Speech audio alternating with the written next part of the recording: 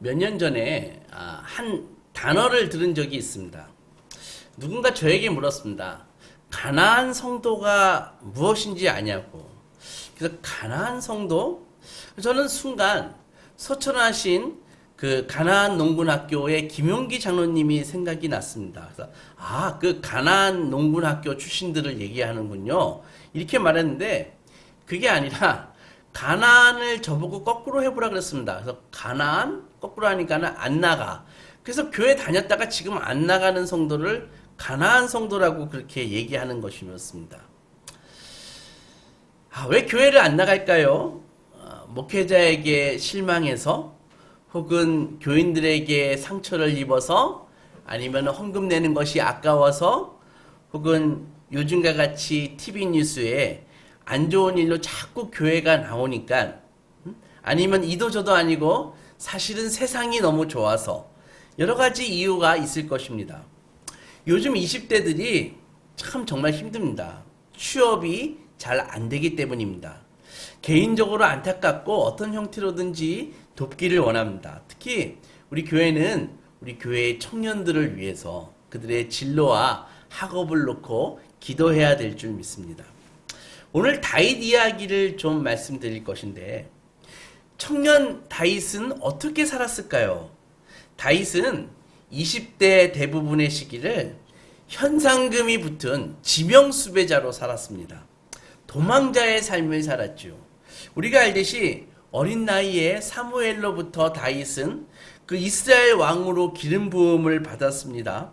그리고 사울왕의 그 국전에서 사울왕이 정신병으로 발작을 일으킬 때마다 다윗은 하프를 켜면서 노래를 해서 그의 그 광기를 가라앉혀 주었습니다. 또한 블레셋이 침공하였을 때 돌물매로 거인 골리앗을 쓰러뜨리고 이스라엘을 구한 국민적 영웅이 되었습니다. 그런데 이 모든 업적에도 불구하고 그는 사울왕의 질투를 받아 광야로 쫓겨나서 겨우 목숨만 부지하면서 도망자의 삶을 살았습니다. 대략 한 10년 정도 광야에서 숨어 살았을 것으로 계산이 됩니다. 이스라엘 그 사해바다 그 남쪽은 이게 황량하기 그지없고 거의 대머리 독수리들만 날아다니고 협곡과 야생동물이 살고 있는 곳입니다. 그리고 다 비슷비슷하게 생긴 그 광야 중에서 다윗은 십광야, 마온광야, 엔게디 광야, 바란 광야를 전전하면서 그렇게 살았습니다. 여러분들 우리 주위를 이렇게 살펴봐도 일생을 아주 명예스럽게 돈도 잘 벌고 행복만을 유지하면서 사는 사람 없습니다. 살다 보면 사고가 나고요. 불행한 일이 생기고 또 다툼과 분노가 우리를 습격합니다. 그래서 우리는 살려고 도망치죠. 어디로 갈까요? 바로 광야로 도망치게 되어 있습니다. 광야는 물리적이고 지리적인 공간일 뿐만이 아니라 아주 영적인 그런 공간입니다. 모세에게는 신의 광야가 있었습니다. 예수님에게는 유대 광야가 있었죠. 다윗도 마찬가지로 10년 이상의 그 사해 남쪽에 아주 여러 개의 광야를 전전하면서 살았습니다. 떠도는 삶이었죠. 오늘 설교를 듣는 여러분은 어떤 광야를 거쳐서 여기까지 오셨나요? 아니면 지금 광야의 삶을 걷고 계신가요? 살다 보면 누구나 광야를 경험하게 됩니다.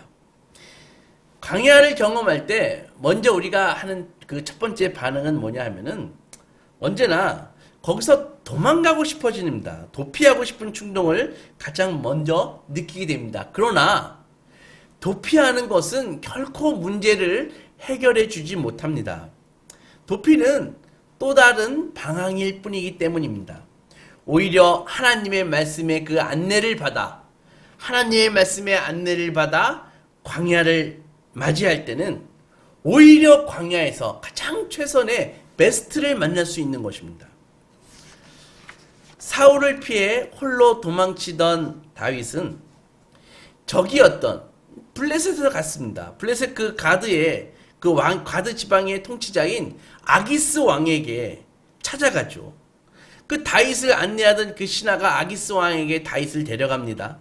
전하, 다윗이 전하께 항복하러 왔습니다. 그 다윗이 무릎 꿇고 아기스 왕에게, 그 적국의 왕에게 절을 하는 거예요. 전하, 저를 도와주십시오. 전하께 충성을 다 바치겠습니다. 주위에 있던 아기스 신하들은 당장 반대합니다. 전하, 다윗이 누굽니까? 우리의 용사, 우리의 장군 골리앗 장군을 쳐 죽인 자 아닙니까? 전하는 그 노래를 모르십니까? 사울이 죽인 자는 천천히요, 다윗은 만만히로다. 그 이스라엘에서 회자되는 노래를 모르십니까? 전하, 저자를 당장 포박해서 극형으로 다스림이 마땅할 것입니다. 라고 막 그 벌떼같이 신하들이 일어서고 있습니다. 살기를 느낀 다윗은 갑자기 문틀에 탁 기대더니 침을 젤젤젤 흘리면서 미친 척을 하기 시작합니다. 아기스는 그 모습을 보면서 뭐야, 저 다윗이라고? 저거 미쳤잖아. 너희들은 블레셋에 미친 자가 없어가지고 저자를 데리고 왔는가? 당장 끌어내! 그랬다고요. 그래서 다윗은 끌려나가자마자 바로 그 길로 도망가가지고 아둘람 굴로, 광야 아둘람 굴로 도망갔습니다. 홀로 아둘람 굴로 들어왔지만 소문을 들은 사람들이 다윗에게 모이기 시작합니다. 처음에 400명 정도가 모였는데 먼저 누가 왔을까요? 다윗의 엄마, 아빠, 부모님들, 그리고 형제들, 그 가족들이 다윗에게 모이기 시작했습니다. 아마도 그들은 다윗이 그 같은 집안이니까 그 다윗의 목숨을 노리는 사울의 칼날을 피하기가 어렵겠다라고 싶어서 그 길로 고향을 떠나가지고 다윗에게 모인 걸로 생각이 됩니다. 사실 형들은요, 다윗의 형들은 다윗과 그리 좋은, 그리 편안한 관계는 아닙니다. 왜냐하면은 먼저 사무엘이 와가지고 그 왕이 될 사람에게 기름을 붓는다고 했을 때 첫째 아들서부터 이렇게 선을 받지 않습니까? 다 탈락되고 마지막에 그 모든 형들을 다 제끼고 다윗에게 기름을 부었잖아요. 그러니까는 이 감정이 안 좋았다고요. 그렇게 해가지고 또 골리앗이 블레셋이 침공했을 때 다윗은 어려가지고 전쟁에 안 나갔는데 형들은 전쟁에 나갔잖아요. 그래서 아버지가 다윗에게 심부름을 시켰지 않습니까?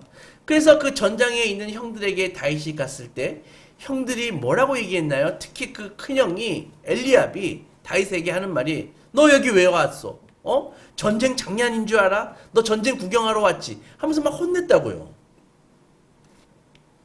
이렇게 형들과 다윗은 편안한 사이가 아니었습니다.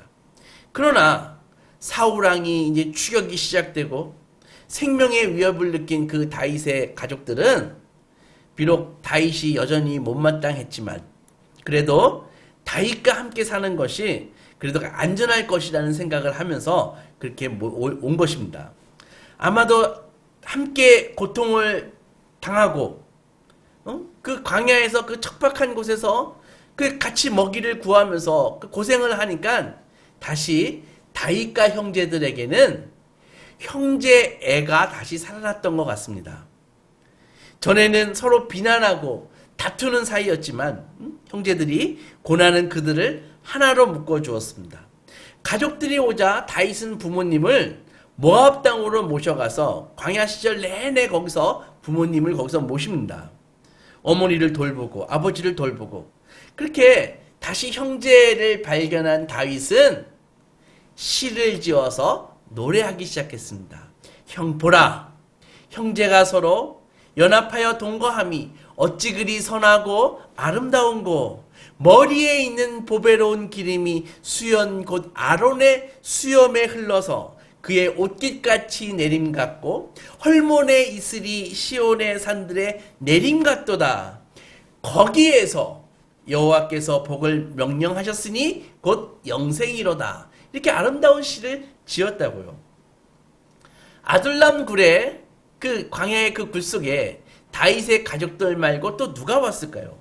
400명의 사람들이 모였는데 성경은 그들을 어떻게 묘사하고 있냐고 하면은 환난 당한 모든 자와 빚진 모든 자와 마음이 원통한 자가 다 모였다라고 그렇게 되어 있습니다. 그들은 사회에서 갑질을 당하고 신용불량자에다가 원통하고 억울함을 당한 사람들이었습니다. 이스라엘 사회의 그 중심부에서 다 밀려나가지고 변두리로 밀려난 밑바닥 인생들이었습니다. 사회에서 변변한 직업 없이 성공하지 못한 자들, 거절당하고 실패한 루저들이 거기 모인 것입니다. 다윗은 광야에서 한 10년을 이런 이들과 함께 살았습니다.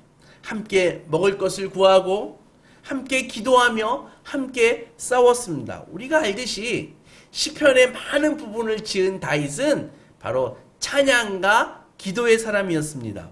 그들은 동료들에게 기도를 가르쳐서 이 험악하고 적대적인 광야에서 이 환경을 이겨내고 하나님이 그들과 함께 하신다는 것과 하나님이 그들을 통해서 당신의 선한 뜻을 이루고 계신다는 사실을 알려주었을 것입니다. 이렇게 사랑받지 못하고 그리고 사랑스럽지도 않은 이 어중이 떠중이들이 나중에 놀랍게 변합니다. 역대상 12장 보면 이들이 다 일당백의 전사들로 성장하고 있음을 우리는 알 수 있습니다. 이들은 나중에 다윗 그 군대의 강력한 그 장군과 병사들이 되어 지휘관이 되어 자리 잡아갔습니다. 여러분, 우리는 이렇게 환난당한 자, 빚진 자, 원통한 자들로 이루어진 그 집단이 세상에서 버림받은 그 집단이 사실은 하나님께서 모아주신 하나님의 사람들이라는 것을 우리는 알아야 되는 것입니다. 그들이 어디서 왔고 무엇을 했으며 어떤 사람들인지가 중요한 것이 아니라 중요한 점은 하나님이 그런 사람들을 안에서 그런 사람들을 위해서 무엇을 하셨는지가 중요한 것입니다. 물론 하나님께서는 우리가 그 꼴보기 싫어하는 그 퀄리티 떨어지는 그 사람들을 사용하셔서요. 지금도 신자나 제자나 목사로 삼으셔서 교회를 만드십니다. 여러분들 이스라엘을 히브리 사람이라고 얘기하는데 히브리라는 말은 이스라엘이라는 특정한 그 고유명사가 아니었습니다. 원래는 주변인들, 떠돌이들이라고 하는 보통 명사였습니다. 우리가 그 교회 이스라엘이 바로 그런 것이라고요. 우리가 이것을 깨닫지 못하면은 반드시 시험 들게 되어 있습니다. 많은 사람들이 교회에 옵니다. 수고하고 무거운 짐진 자들아 다 내게로 오라. 내가 너희를 쉬게 하리라. 예수님의 말씀 있지 않습니까? 나는 마음이 온유하고 겸손하니 나의 멍에를 베고 내게 배우라. 그리하면 너희 마음이 쉼을 얻으리니 이는 내 멍에는 쉽고 내 짐은 가벼움이라. 이 예수님의 말씀이 너무 좋아서 교회에 오지 않습니까? 교회에 다니다가 교회에서 하는 여러 가지 행사에 신앙적으로 전혀 준비가 안 돼 있는데 참여하라고 막 다그침을 받죠. 직장 생활도 피곤한데 주일에는 더 피곤한 일정을 하나님이 주시는 능력 없이 소화하다가 지쳐서 쓰러집니다. 이렇게 번아웃 돼서 교회를 뛰쳐나온 그들은 이렇게 얘기합니다. 나는 하나님을 사랑해요. 하지만 교회는 싫어요. 이뿐 아니라 여러 가지 우리의 마음을 불편하게 만드는 그 뉴스에 요즘 자주 나오는 교회의 모습에 그 실망해서 교회를 떠난 사람들도 많이 있을 것입니다. 참으로 마음 아픈 사실이 아닐 수 없습니다. 그러나 저는요, 현재의 교회의 모습에 대해서 변명할 생각이 없습니다. 왜? 사실이니까. 또한 사람들이 좋아할 것 같은, 세상 사람들이 좋아할 것 같은 이미지로 교회를 바꾸고 싶은 생각도 없습니다. 왜냐하면은 그것은 인간의 힘으로 가능하지 않기 때문입니다. 생각해 보십시오. 교회들을 향해서 제발 사회에서 지탄받는 일을 하지 마세요 라고 외친다고 개선이 될까요? 아둘람 굴에 몰려든 다윗주의에 몰려든 그 도덕적으로 문제 있고 사회적으로 밑바닥 인생들에 대해서 우리가 무슨 변명을 하겠습니까? 팩트인데, 사실인데. 그것이 교회이고 그것이 저와 여러분들의 모습 아닙니까? 신용불량자 맞고 범죄를 저지른 거 맞고 이중인격에다가 인간성 안 좋고 비도덕적이고 사회적으로 경쟁력 꽝인 거 맞는데 사도 바울은 고린도전서 1장에서 성도들을 이렇게 묘사했습니다. 형제들아, 너희의 부르심을 보라. 육체를 따라 지혜로운 자가 많지 아니하며 능한 자가 많지 아니하며 문벌 좋은 자가 많지 아니하도다. 그러나 하나님께서 세상에 미련한 것들을 택하사 지혜 있는 자들을 부끄럽게 하시려고 세상에 약한 것들을 택하사 강한 것들을 부끄럽게 하셨느니라. 하나님께서 세상에 천한 것들과 멸시받는 것들과 없는 것들을 택하사 있는 것들을 패하게 하시나니 이는 아무 육체도 하나님 앞에서 자랑하지 못하게 하려 하심이라.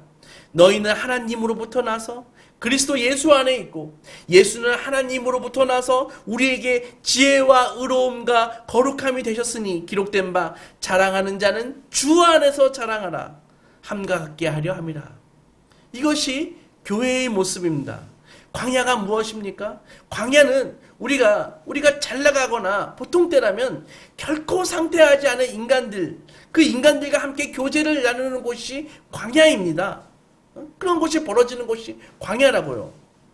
이들은 나이스한 사람들이 아닙니다. 그러므로 우리는 우리가 그들에게 익숙해져야 되는 것입니다.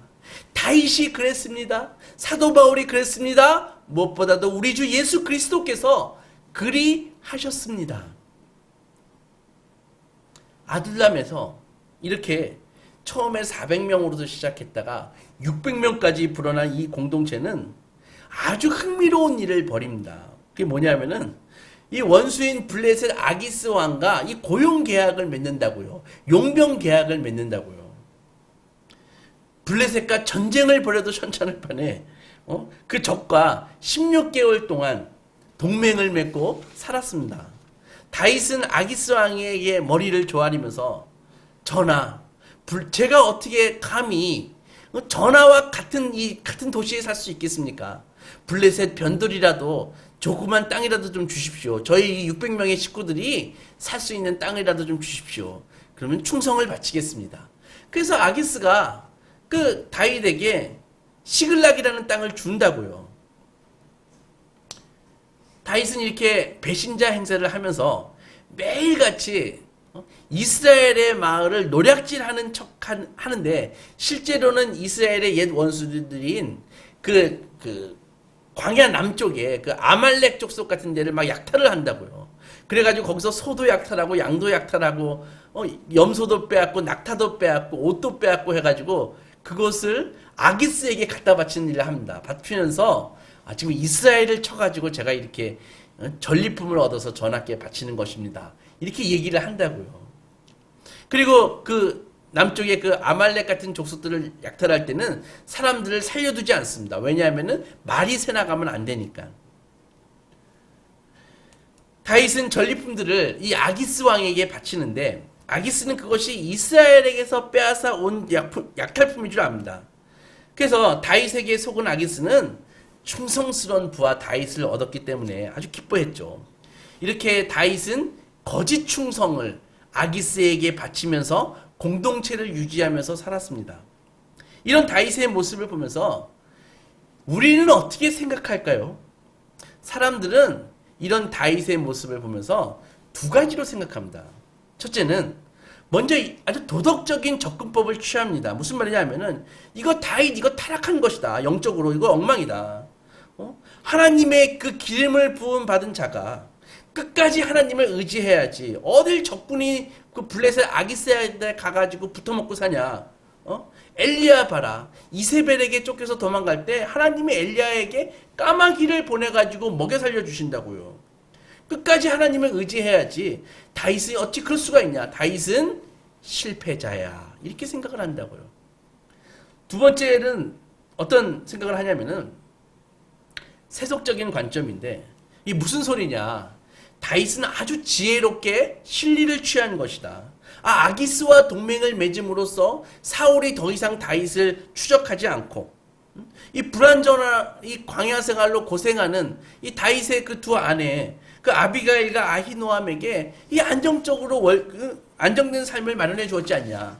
또한 600명들 그거 어떻게 먹여 살릴 거야. 그런데 그들의 직장 문제를 다윗이 해결해 주었지 않느냐. 마땅히 칭찬받아야지. 리더라면 백성들이 먹고 사는 거, 이거 문제를 해결해야지. 이게 뭐가 문제야? 문제된 거 없어. 여러분은 어떤 생각이십니까? 어떤 입장이십니까? 한번 속으로 대답해 보십시오. 어떻게 보면 다윗은 그냥 해야 할 일을 한 것입니다. 영적인 삶을 유지할 수 없는 이 거친 환경에서 최선을 다해서 그냥 살아남은 것, 그 일을 한 것입니다. 그래서 다윗은 아기스 왕에 대해서 막 분개하지도 않았고, 야만적인 그 우상을 섬기는 그 블레셋 문화에 대해서 막 맞서서 싸우지도 않았습니다. 그냥 블레셋의 법에 맞추어 살았습니다. 성경은 다윗의 행동이 옳다고 얘기하는 것이 아니라 다윗이 그렇게 살았음을 우리에게 알려주고 있습니다. 그러나 하나님께서는 이러한 상황 속에서도 당신의 뜻을 이루십니다. 하나님은 다윗이 하나님의 언약을 배신하지 않도록 다윗을 보존하십니다. 하나님은 다윗의 그 자신의 기름 부음에 충실할 수 있도록 그를 지키시고 당신의 구원을 이루십니다. 잊지 마십시오.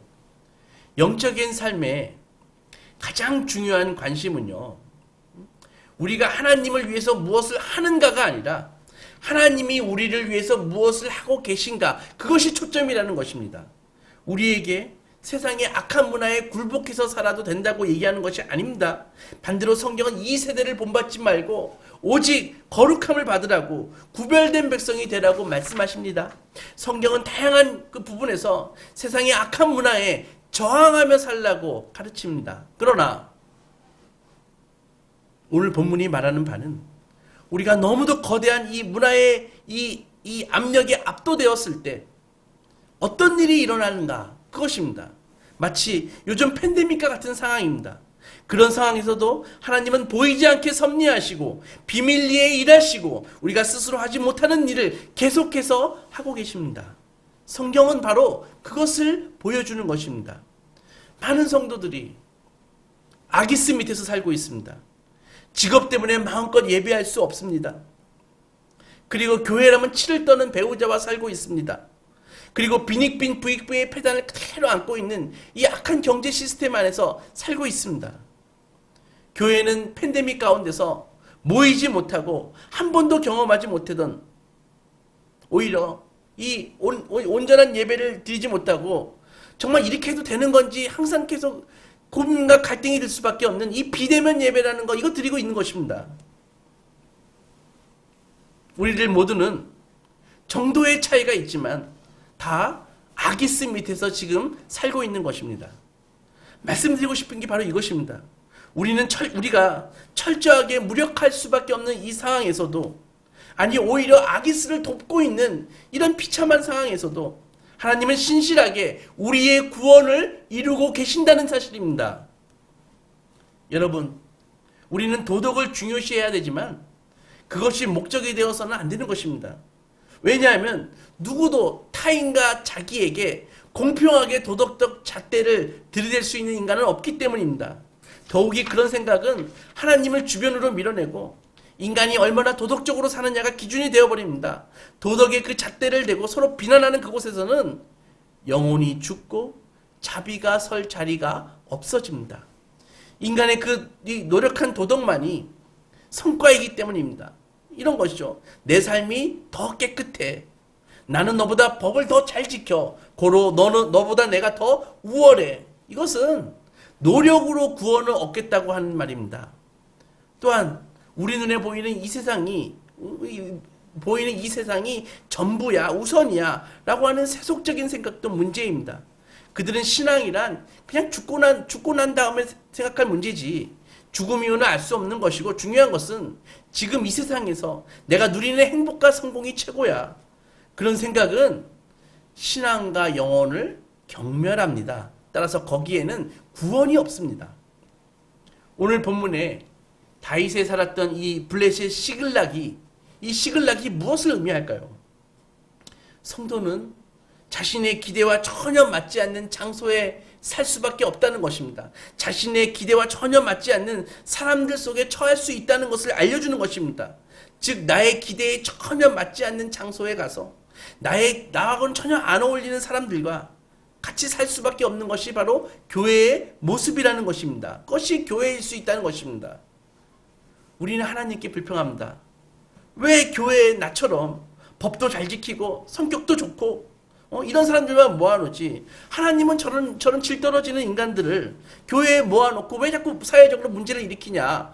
방송에 나오는데 저건 창피한데 나는 저런 인간들과 함께 할 수 없어. 그래서 나는 교회를 떠날 거야.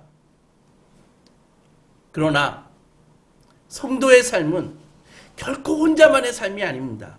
공동체의 삶이고 공동체의 이야기입니다. 하나님께서 다른 사람들을 여기로 교회로 인도하신 이야기, 하나님께서 나를 교회로 인도하신 이야기, 이 이야기가 서로 만나서 서로 영향을 주고 받고 하는 것입니다. 무슨 말일까요? 이게 무슨 이야기겠습니까? 대개는 고생했던 이야기, 빚에 시달리던 이야기, 원통한 이야기, 가장 많은 것은 차마 남에게 말할 수 없는 그런 이야기. 이렇게 영향을 서로 주고받으면서 사는 것입니다. 우리는 지금까지 착각하고 살았습니다. 시글락은 다윗의 사람들이 모였으니 안전할 것이라고. 그러나 그런 기대는 산산이 깨질 것입니다. 우리는 교회에서 때때로 도덕주의자를 만나서 너 양심이 있어야지 그따위로 사냐, 이런 거 한 대 맞고 쭉 뻗어버립니다. 아니면은 세속주의자를 만나서 교회? 야, 그 교회 세상하고 똑같아. 좋은 게 좋은 거 아니야. 이런 유혹을 받고 우리 넘어집니다. 이곳이 바로 시글락입니다. 우리는 이렇게 비틀거리면서 살고 있는 것이죠. 설교 처음에 말씀드린 그 가나안 교인들이 이런 현실에 환멸을 느끼고 떠나 자기만의 순수한 영성을 추구하지만 잊지 마십시오. 성경을 정직하게 읽는다면 이것은 불가능하다는 것을 깨닫게 될 것입니다. 우리는 결코 홀로 광야에서 생존할 수 없습니다. 우리에게는 다른 사람들이 필요합니다. 그것이 바로 교회입니다. 교회가 거룩한 이유는 교인들이 거룩한 삶을 살기 때문에 교회가 거룩한 것이 아니라 바로 예수 그리스도께서 피로 그들을 거룩하게 하셨기 때문에 거룩한 것입니다. 여러분 아십니까? 하나님의 섭리는 우리가 그것을 가장 적게 인식할 때 바로 그 시간에 가장 하나님의 섭리는 심오하게 이루어진다는 사실입니다. 우리 머리로 이런 거야 라는 방법으로 하나님은 절대 역사하시지 않습니다. 우리는 그냥 다윗이 블레셋 아기스 왕에게 충성을 바치고 있고, 시글락에서 도덕적으로 문제 있는 사람들, 그 사람들, 사회적으로 신분이 낮은 사람들과 같이 사는 모습, 그것만 보일 뿐입니다. 바로 교회의 모습입니다. 험담하는 교인들, 불평하는 교인들, 법 안 지키고 신뢰성 없는 인간들, 헌신은커녕 책임감도 없는 사람들, 변덕스럽고 의심하고 죄에 찌들고 도덕적 잣대를 함부로 남에게만 들이대는 사람들, 그리고 세상적으로 유혹하는 사람들이 모인 곳입니다. 그것을 보고 실망해서 지금 많은 사람들이 물러나 있습니다. 그러나 한 줄기 하나님의 아름다운 빛이 그들에게 쫙 비칠 때 죄로 어두워진 나의 눈이 보지 못했던 것을 비로소 보게 됩니다. 바로 하나님의 말씀이 만드시고 성령 하나님이 교회를 인도하시는 모습을 볼 때가 온다는 것입니다. 그때 성령님을 만날 때 교인이 성도가 됩니다. 그들 속에서 헌신과 겸손이 나타나고요, 믿기 힘든 용기가 나타나고 아름다운 예배자의 찬양을 듣게 됩니다. 끊임없는 기도와 끝까지 견디는 인내의 삶을 보게 되는 것입니다. 바로 예수 그리스도를 만나는 것입니다. 왜냐하면 예수께서 교회, 바로 그곳에서 조금 전까지 비난받던 사람들과 먹고 마시고 계시기 때문입니다. 우리는 교회에서 몸을 팔던 막달라 마리아를 만나고 백성의 고열을 짜내던 삭개오를 만납니다. 사울이라는 그 살인을 장려했던 바울을 만나게 됩니다. 그리고 그들이 옥합을 깨고요, 헌신하고 복음 전도자가 되는 것입니다. 사랑하는 여러분, 이 땅의 교회는 많이 부족합니다. 그러나 하나님께서 우리가 모르는 방법으로 그 공동체를 빚으셔서 하나님의 아름다운 역사를 이루어 가십니다. 우리 주 예수께서 우리에게 맡겨주신 이 공동체에 몸담고 교회를 지키고 유지하고 섬기시기 바랍니다. 그곳에 진리이신 예수 그리스도께서 계시고 구원이 있으며 하나님의 놀라운 은총과 은혜가 있습니다. 이 복을 놓치지 않는 소망의 자녀들이 되시기 주님의 이름으로 축원합니다.